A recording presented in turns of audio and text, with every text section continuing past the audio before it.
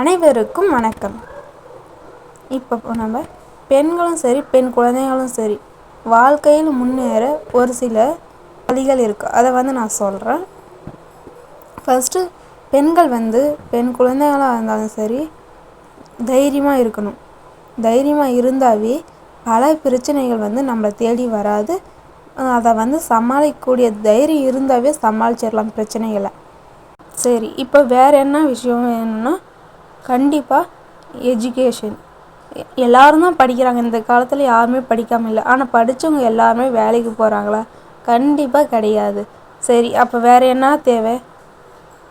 வேறு இன்னும் இல்லைங்க. எக்ஸ்ட்ரா கரிக்குலர் படிப்பும் தேவை, எக்ஸ்ட்ரா கரிக்குலர் ஆக்டிவிட்டீஸும் தேவை. எக்ஸ்ட்ரா கரிக்குலர்னா என்ன? Dancing, singing, teaching, cooking. உங்களுக்கு ஏதாவது ஒரு ஸ்கில் கண்டிப்பாக எல்லாருக்கும் இருக்கும்.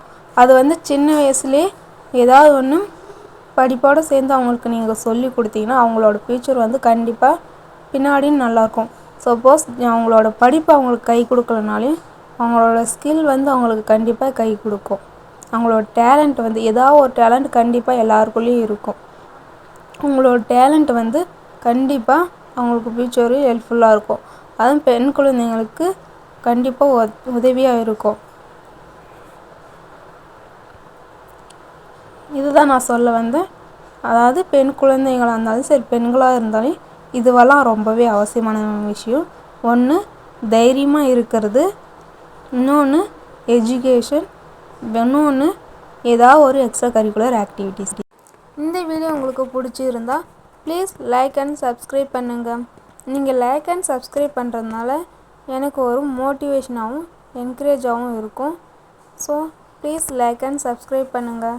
உங்களோட சப்போர்ட்டை ஆதரவை எனக்கு தொடர்ந்து கொடுத்துட்டே இருங்க. தேங்க்ஸ் ஃபார் வாட்சிங் திஸ் வீடியோ.